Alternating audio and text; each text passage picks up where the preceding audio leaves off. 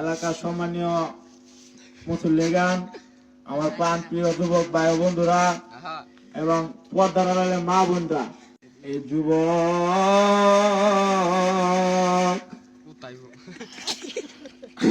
আজকে বাংলার জমিনে কেন তারা যাত্রা গান চলে, আমি জানতে চাই যুবক কথা বলে না কেন?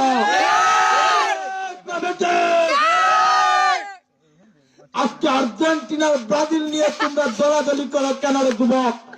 ইসলাম নিয়ে দলাদলি করো, ইসলাম নিয়ে পলাপালি করো যুবক।